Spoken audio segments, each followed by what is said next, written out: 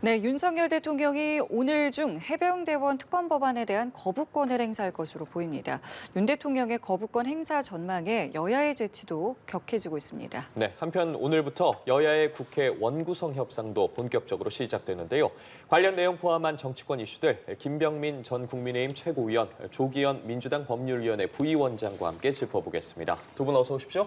안녕하세요. 안녕하십니까? 예, 안녕하십니까.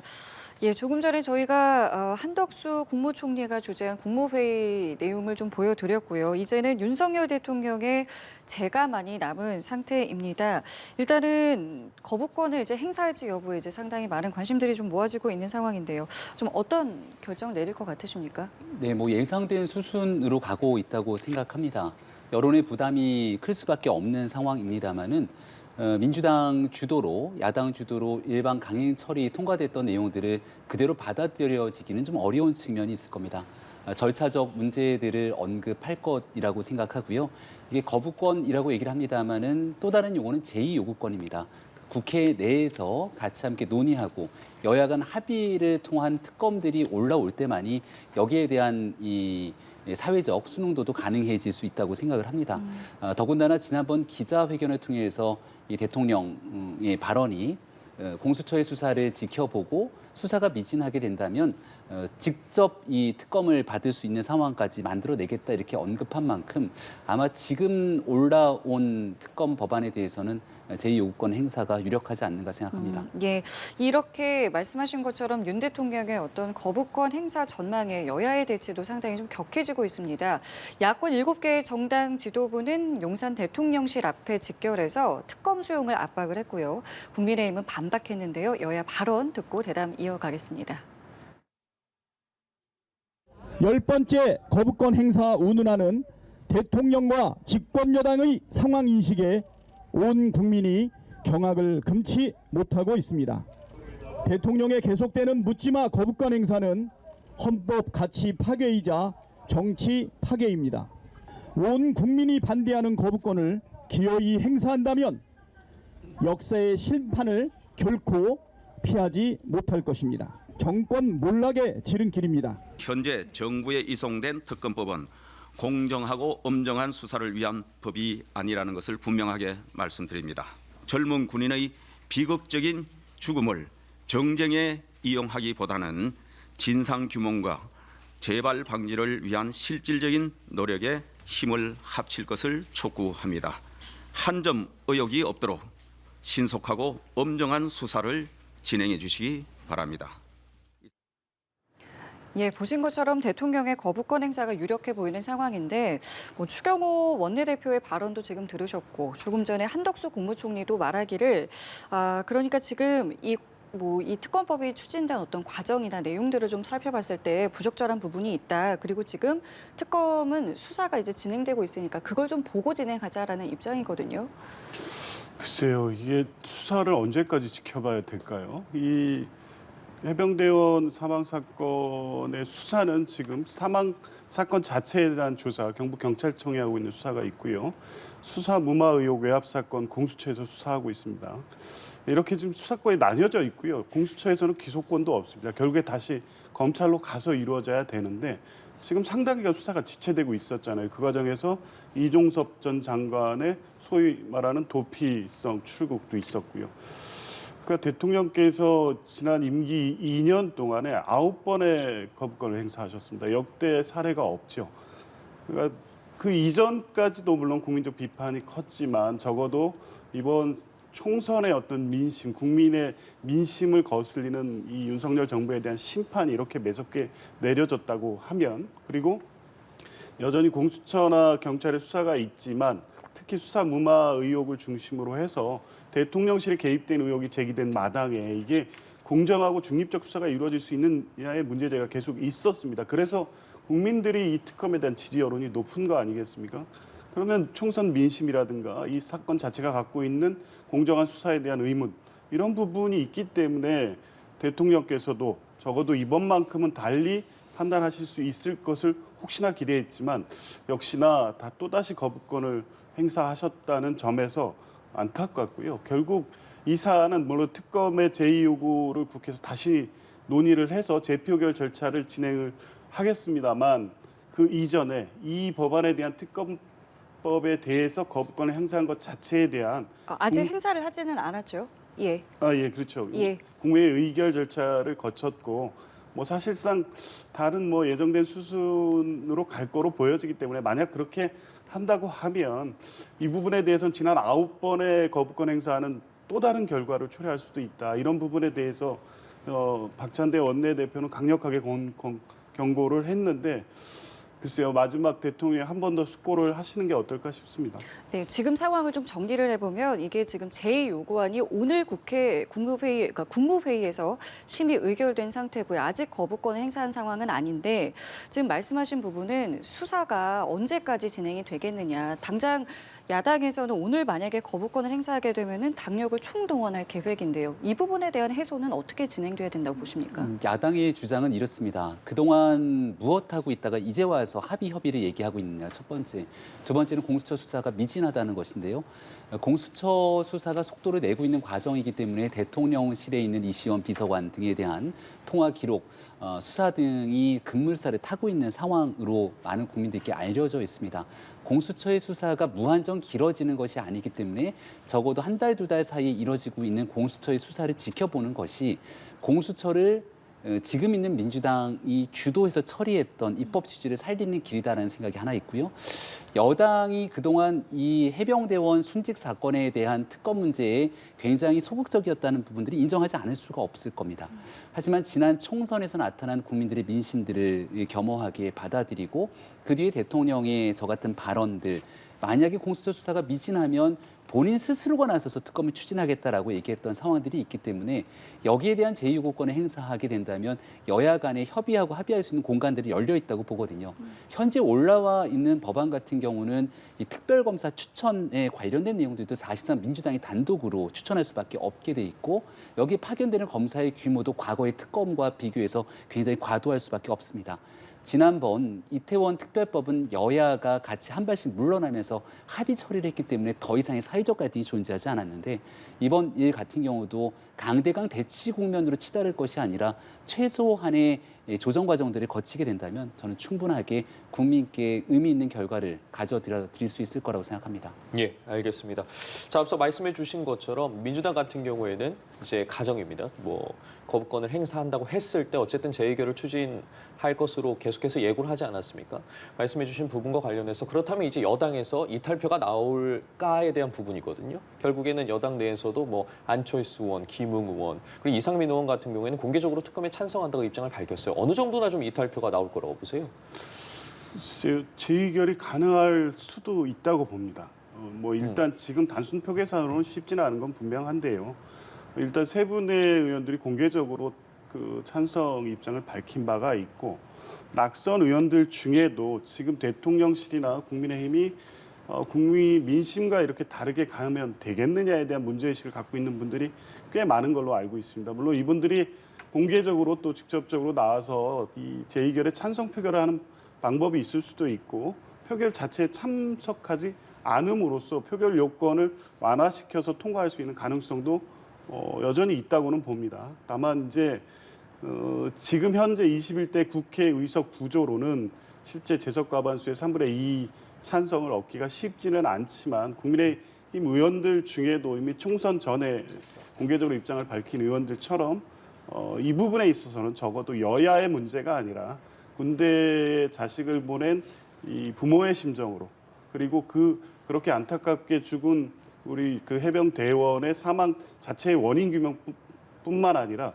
이 수사를 제대로 진행되지 못하게 하는 데 있어서 행사된 외압의 실체를 밝히는 문제가 군의 사기는 물론이고 자식을 군대에 보낸 어떤 부모의 심정 이런 부분까지 다 고려한다고 하면 적어도 국민의힘 의원들 중에도 아직 말은 하지 않고 입장을 밝히지 않고는 있지만 제2결이 가능한 방식으로 본인의 어떤 권한을 행사하는 분들이 있을 수도 있을 것으로 봅니다. 예, 말씀해 주신 것처럼 어쨌든 범야권 의석만으로도 지금 과반 출석이 가능한 상태이기 때문에 어쨌든 국민의힘 여당 입장에서는 표결을 불참할 수도 없는 상황이지 않습니까? 관련해서 좀 이탈표가 어느 정도나 나올지 그리고 또 불참하는 의원들도 좀 있을 거라고 보십니까?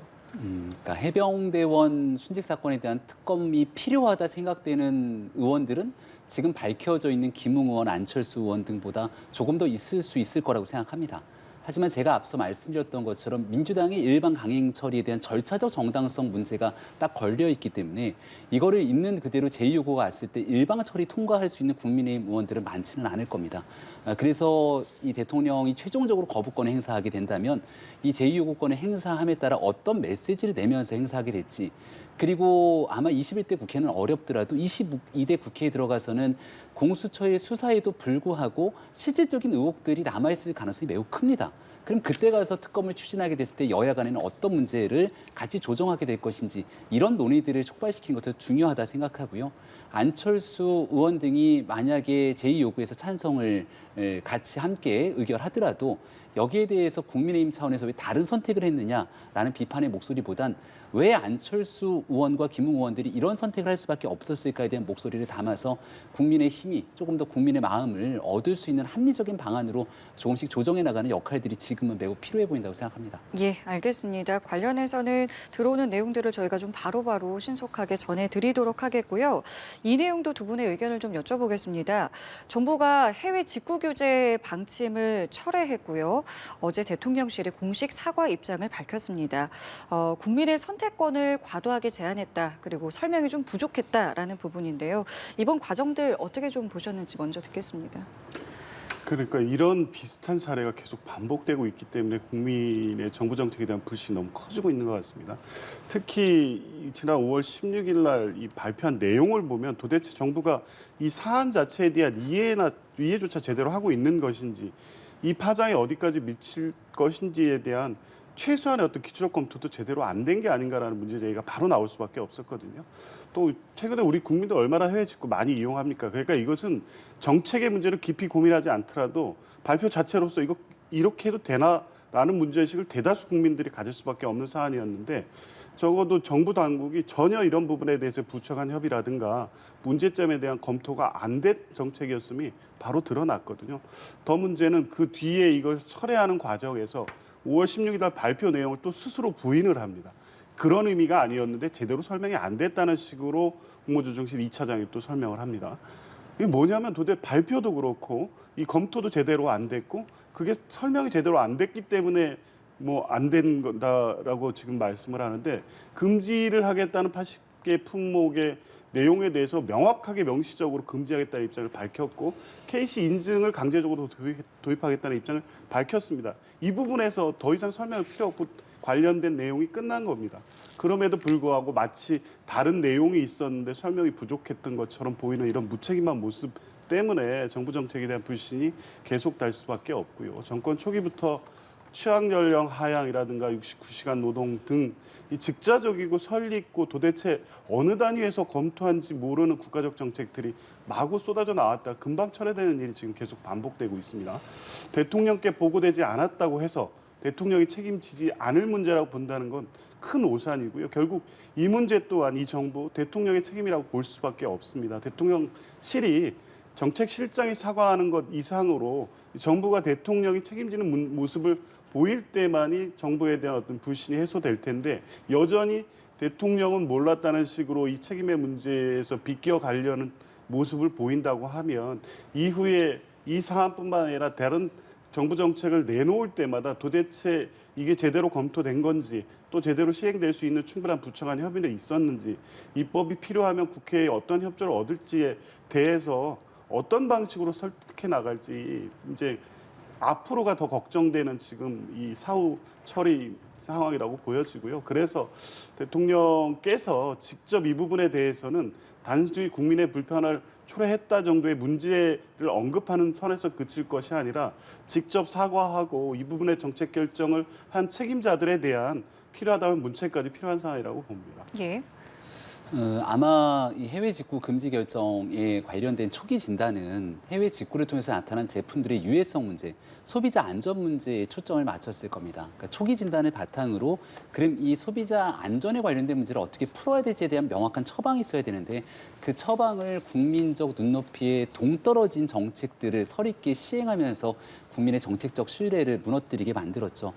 벌써부터 나오고 있는 얘기가 이런 중요한 정책들을 하는 과정에 대통령께 최종적인 보고 절차가 진행되는가에 대한 문제, 그리고 집권당은 조금 더 국민의 민심과 맞닿을 수 있습니다. 따라서 당정회의라는 걸 하게 되는데요.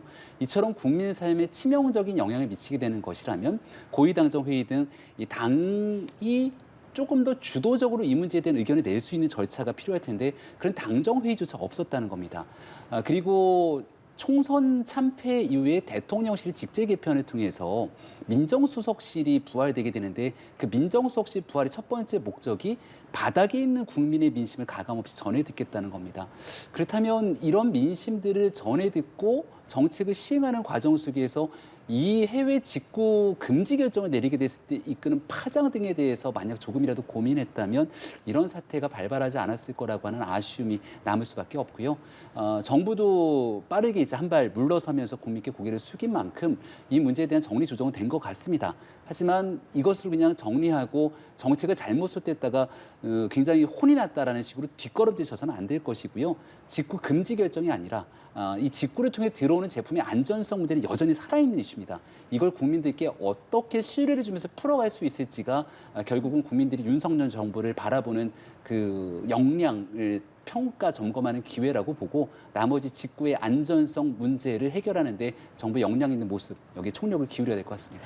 사실 돌아보면 주말 사이에 이 여당의 중진들도 상당히 좀 쓴소리를 많이 했는데요. 이것과 관련해서 오세훈 서울시장이 중진들의 이러한 처신이 아쉽다라고 하면서 내부에서의 약간 이제 공방이 좀 있었습니다. 이 과정에 대한 부분들은 좀 어떻게 보셨습니까?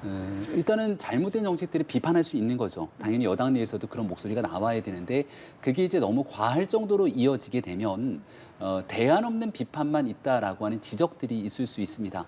예를 들어서 처음에 이 문제에 대해서 언급했던 게 유승민 전 의원으로 볼 수 있는데 유승민 의원의 과거의 비판의 강도를 보게 되면 대안에 대한 제시보다는 일단 잘못된 일들에 대한 야당 못지않는 비판을 하게 되니 오세훈 서울시장이 다시금 나서서 이게 여당 내의 야당으로서의 존재감들은 중요한데 야당보다 더 나아간 더 심한 여당으로 가게 되면 어떡하겠냐라고 하는 문제 제기를 했던 것으로 보이고 오세훈 서울시장 입장에서는 애당초 이 문제를 세 가지 측면, 하나는 소비자의 선택권 문제도 있고 그리고 그다음 소비자의 안전에 관련된 문제도 있고 자국 기업의 보호라고 하는 세 가지 측면이 있는데 너무 한 가지 측면만 부각된 것이 아니냐는 주장을 하고 싶었던 것 같아요. 제가 아까 대안 없는 비판이라는 표현을 했는데 오세훈 서울시장은 서울시를 이끌고 있기 때문에 이 소비자 안전 문제에 대해서 본인이 그동안 해왔던 정책적 대안을 바탕으로 얘기하고 있는 거거든요. 한동훈 전 비상대책위원장도 이 문제에 참전을 같이 했는데 본인이 과거의 직구를 통한 경험들을 얘기하면서 소비자 선택권을 강화하는 모습들을 얘기하지 않았습니까? 당을 이끌었던 대표격의 역할을 했고 지금도 전당대회 출마론이 계속해서 나오고 있는 만큼 우리 정부라고 하는 표현이 한동훈 위원장이 만약 당을 끌게 된다면 이라고 저는 생각이 좀 들었는데 이렇게 국민의힘 주도로 국민 눈높이에 맞는 새로운 변화를 가져가야 된다는 그런 의견들이 함께 이 직구 사태를 통해서 분출된 것이 아닌가 생각합니다. 예, 알겠습니다. 자, 이번엔 주제를 좀 바꿔보도록 하겠습니다. 이제 새로운 국회가 개원하기까지 2주도 채 남지 않은 상황에서 여야 오늘 원내대표와 원내수석이 서로 함께 만남을 갖습니다. 이 자리에서 이제 본격적인 원구성 협상에 들어갈 것으로 보이는데 그렇다면 뭐 법제사법위원회, 운영위원회 관련해서 누가 가져갈 것이냐 계속해서 치열하게 공방을 예고하지 않았습니까? 좀 원구성 협상이 앞으로 어떻게 좀 흘러갈 거라고 보세요? 민주당의 입장은 워낙 확고하기 때문에 순탄치는 않을 것으로 보입니다. 과거의 국회 간행도 중요하고요. 또 협의를 통해서 원만하게 원구성을 하는 것도 중요합니다만 적어도 21대 국회가 비정상적으로 운영되는 데 있어서 핵심적인 문제였던 법사위원장 문제만큼은 양보할 수 없다는 게 민주당의 입장인 것이고요. 이것이 그냥 민주당이 법사위원장 자리 자체를 고집한다는 의미 이상인 것이 법사위원장의 실제 작구 심사라는 명분으로 실제 상원 역할을 하면서 번번이 국회의 어떤 정상적 운영을 가로막는 사태가 21대 국회 하반기 내내 지속됐습니다. 21대 국회 상반기 원구성 협상 때도 결국 이런 문제로 다투다가 모든 상임위를 민주당이 운영했었고 이제 이 부분에 대한 비판도 있고 또 국민의힘의 요구도 있고 또 당내의 어떤 문제 제기까지를 종합해서 하반기 국회를 그런 식으로 양보하고 구성을 했는데 결과가 그랬고 결국 그런 부분에 대해서 전체적으로 22대 국회를 구성한 또 민심이 국회가 정상적으로 운영돼야 된다는 부분도 강했기 때문에 결국 법사위원장에 대한 부분은 민주당이 양보하기는 어려울 것 같습니다. 그러면 전체적으로 다른 상임위에 대해서 상호 협의를 통해서 적정하게 의석 구조에 맞게 11대 7이면 11대 7 해서 조정하면 될 일이고요. 법사위원장을 계속적으로 고집한다고 하면 결국에 법사위를 통한 어떤 법안 처리의 지체 플러스 거부권 행사까지 양날의 칼을 들고 국회 입법권을 무력화시키는 이 결과가 22대 국회에서도 계속 초래될 수밖에 없다는 점에서 국회의장을 민주당이 하고 있더라도 법사위원장은 또 야당이기 때문에 민주당이 가져오는 게 맞다는 입장입니다. 예, 말씀해 주신 것처럼 민주당 같은 경우에는 이제 의석수 이야기를 하면서 뭐 법사위원장이나 운영위원장을 포함해서 11개의 상임위를 가져가야 하고 이제 여당이 7개의 상임위를 가져가야 된다. 이렇게 배분을 해야 된다는 입장인데 네. 지금 21대 현 국회에서도 이제 상반기에 원구성 협상이 결렬된 바 있지 않습니까? 좀 앞으로 좀 어떻게 흘러갈 거라고 보세요? 아마 뭐 같은 사안들이 재발될 가능성이 크다고 생각합니다. 국민들 보시기에는 제 날짜에 맞춰서 국회가 빠르게 개원하고 국민을 위해 일하는 국회로 거듭나길 원하지만 역대 그렇게 제 시각, 제 날짜에 맞춰서 진행된 일을 찾기가 어렵거든요. 결국은 자기들 나름대로 밥그릇 싸움처럼 국민들께 비춰지지 않을까라는 우려가 한 가지 있고 이 법사위원장 같은 경우는 실제 민주당이 강력한 의석들을 갖고 있는 상황에서 원하는 만큼 진행하려고 하면 마음껏 법안을 처리할 수 있다는 힘들을 보여주지 않았습니까? 이 내용 속에서 법사위가 마지막 게이트키퍼의 역할을 충분히 할 수가 있다고 보는데 이 부분마저도 민주당이 독식해서 가져가게 된다면 국회의장, 법사위의 위원장 그리고 전체 의석이 압도적인 힘을 갖고 있는 이 국회에서의 민주당의 이른바 입법 독주가 계속 가속화될 수밖에 없다. 그리고 모든 일들에 대해서 민주당이 그 책임들을 다 독식할 수밖에 없다라고 하는 점들에 대한 고민도 필요할 겁니다. 일례로 지난 21대 총선이 끝나고 나서도 민주당이 압도적인 의석을 가져갔을 때 당시 김종인 비상대책위원장 시절이었거든요. 이런 방식의 논쟁들이 계속 격화되니까 이럴 거면은 모든 상임위원장, 국회 부의장까지 다 가져가라. 이렇게 국민의힘이 모든 것들을 민주당에게 다 내려놓았고 일방적인 입법 독주를 진행하는 과정에 결국 4.7 보궐선거의 참패를 민주당이 맞이하지 않습니까? 국민들께서 이번 총선을 통해 국민의힘의 호된 회초리를 때리셨지만 이거를 또 다른 측면에서 국민들이 위임한 권력을 독자적으로 독점적으로 남용하게 됐을 경우 그 후과가 다시금 또 다른 정당으로 갈 수 있다는 점을 고민하면서 마지막 협상에 임해야 된다고 생각합니다. 알겠습니다. 자, 그리고 민주당 내부 이야기도 좀 해보겠습니다. 민주당의 국회의장 경선 이후의 분위기를 좀 보면요. 당원의 수들이 좀 빠져나가고 있다라는 보도는 며칠 새 지금 나오고 있는데 어제 나온 이제 리얼미터 여론조사를 보면서 말씀을 드려보면 민주당의 지지율이 직전 조사 대비 6.1%포인트가 하락을 했고요. 이 가운데 이제 이념 성향이 진보다라고 답한 응답자 가운데서는 이 당 지지율이 9.4%포인트가 이제 하락한 모습을 볼 수 있었습니다. 지금 당 내에서는 그리고 이재명 대표도 직접 당원권을 좀 강화하겠다라는 이제 대응책들을 내놓고 있는데요. 이게 충분한 조치가 좀 될 것 같으세요? 뭐 당장에 지금 격앙된 어떤 당원들의 마음을 누그릴 정도의 뭐 조치는 이르지 못할 것으로 봅니다. 실제 파장이 상당하고요. 걱정했던 것 이상으로 당원들의 어떤 이탈이 나타나고 있습니다. 지금 뭐 제가 정확한 숫자까지는 확인은 못했습니다만 지난번 이재명 대표 그 체포동의안 표결 때보다도 더 많은 이탈이 있다는 상황인 것 같고요. 그 정도로 이제 당원들이 지금 분노를 했고 예상치 못했던 결과에 대한 실망감이 큰 것은 분명해 보입니다. 더 중요한 문제는 이것이 몇몇 강성 당원들이 문제가 아니라 실제 민주당이 당원 중심의 정당으로 가는 과정에 있고 상당수 당원들이 추미애냐 우원식이냐의 어떤 둘 간의 선택에서 더 좋은 선택을 왜 하지 못했냐는 비판이 아니라 적어도 22대 국회의장은 이러한 사람이 돼야 된다는 기대를 분명히 갖고 있었기 때문에 그거에 대한 실망감이 큰 건 확실합니다. 이제 이 부분에 대해서 어쨌든 결과가 나왔기 때문에 이건 되돌릴 수는 없는 것이고요. 결국에 그렇게 당원들이 당의 중요한 의사결정 또 어떤 선출에 있어서 참여계를 확대하는 방식으로 당의 어떤 체질을 개선하는 것이 필요하다는 것은 지금 뭐 그 당의 어떤 공감대를 얻어가고 있는 것 같고요. 대표의 입장도 그렇고 지도부도 이제 같은 입장인 것 같습니다. 그게 뭐 일부에서는 이게 강성당원의 목소리만 너무 반영하는 구조로 당이 가는 게 아니냐는 비판을 하고 있지만 실제 민주당의 어떤 지금 당원 수는 권리당원이 100만이 훨씬 넘었고요. 전체 1번 당원까지 하면 250만 정도가 아마 될 겁니다. 세계 정당 중에 이렇게 당원 구조를 갖고 있는 당이 없습니다. 그중에 실제 적극적으로 활동하는 당원이 상당수고 이번 총선의 경선 과정에서도 실제 적극적으로 참여를 해서 당에서 어떤 후보 경선을 통해서 당원이 직접 후보를 결정하는 총선을 치른 어떤 효능감도 느낀 상황에서 국회의장 선출 결과가 나온 것에 대한 비판이 있는 것이기 때문에 향후 당 운영에 있어서 실제 당원의 목소리가 더 반영되는 구조로 가야 된다는 것에 뭐 힘이 실릴 것으로 보입니다. 근데 이런 움직임이 앞으로 이재명 대표의 어떤 연임에 동력이 될 것이다라는 분석이 많이 나오고 있더라고요. 이재명 대표의 연임에는 동력이 될지 모르겠지만 예. 민주당의 중도화 전략에는 굉장히 브레이크가 걸릴 수 있겠죠. 정청래 수석 최고위원이 이른바 강성 지지층들을 달래기 위한다는 명분 아래에 이 의원식 당선인 이제 후보, 국회의장 후보를 오히려 뽑은 일들에 대해서 고개를 숙이는 듯한 발언들을 꺼내서 굉장히 큰 논란들을 자아내지 않았습니까? 만약에 이런 일들이 계속되게 된다면 민주당이 이번에 당선된 초선 당선인들 같은 경우는 굉장히 강성 지지층들의 팬덤에 기댄 당선인들이 많게 되는데 결국 국민을 보고 정치라는 것이 아니라 강성 당원들의 눈치를 보면서 정치를 하게 될 공산들이 매우 크겠죠.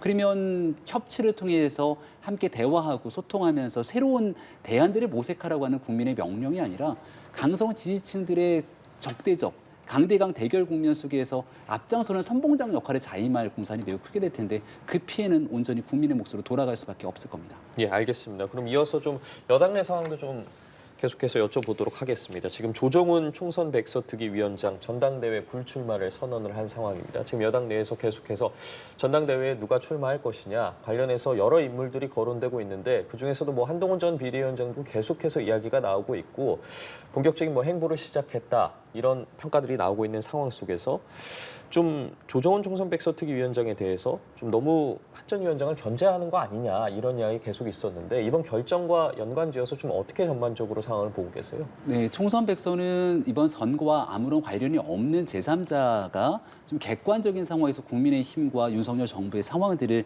들여다보고 여기에 대한 기술을 하는 게 온당했을 겁니다. 조정훈 의원이 총선 백서 TF 위원장을 맡으면서 추진하는 와중에 한동훈 비상대책위원장에 대한 책임론을 막 부각시키는 듯한 모습이 연출되면서 당내에 있는 당원들의 비토 목소리가 굉장히 커질 수밖에 없었죠. 더군다나 조정훈 의원 같은 경우는 실제 시대전환이라고 하는 정당에 몸을 담고 있다가 이 정당에 들어온 지가 불과 채 1년도 되지가 않습니다. 하지만 이번 총선에 이르기까지의 백서를 쓰게 된다면 적어도 지난 한 2년 정도 기간 동안의 전체적인 흐름을 다 알고 있어야 될 텐데 딱 주어진 하나의 공간, 한동훈 전 위원장만을 놓고 진행되는 듯한 모습들이었기 때문에 이게 전당대회 당대표 출마하려고 의도적인 상황들 아니냐는 오해가 불거졌고 결국 본인이 전당대회 출마하지 않겠다 이렇게 결정을 내리게 됐는데요.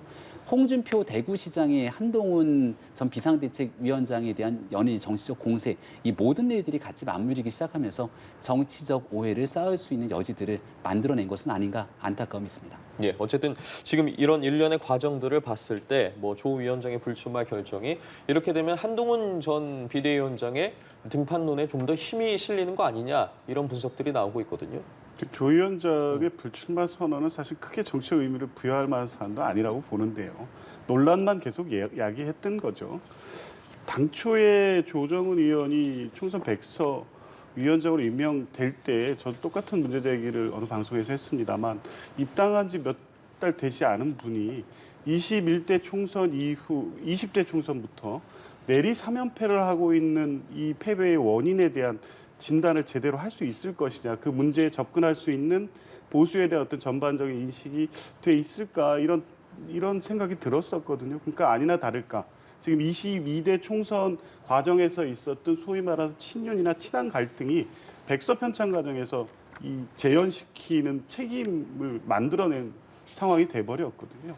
그러니까 결국에 어떤 말까지 나오냐면 총선 백서 TF를 백서를 해야 된다. 이 과정에서 발생된 문제를 들여다보는 것이 지금 국민의힘의 문제를 제대로 보는 것이다라는 얘기가 나올 정도로 백서 편찬 과정이 산으로 가버린 거죠. 이제 그런 상황이 됐기 때문에 이번 총선 백서를 통해서 패배의 원인을 제대로 진단하고 국민의힘 혁신과 또 위기 극복에 대안이 백서에 담길 수 있을 것이냐 쉽지 않아 보이고요. 이런 논란이 물론 조용한 것보다 시끄러운 게 낫지만 그 논란을 주도하는 흐름 자체가 잘못 형성이 됐기 때문에 제가 볼 때는 이 논란을 계속할 것보다는 빨리 백서 편찬 작업을 마치시고 전당대회나 향후 지도체제 구성으로 나가는 게 그나마 지금 국민의힘의 어떤 갈등이나 문제를 해결하는데 더 좋은 선택이 아닐까 싶습니다. 예, 알겠습니다. 자, 마지막 주제가 될 것 같습니다. 문 전 대통령의 회고록 가운데 김정숙 여사의 인도 방문의 이 추진 주체가 누구냐를 두고 지금 정치권에서 여러 공방들이 좀 있는데요.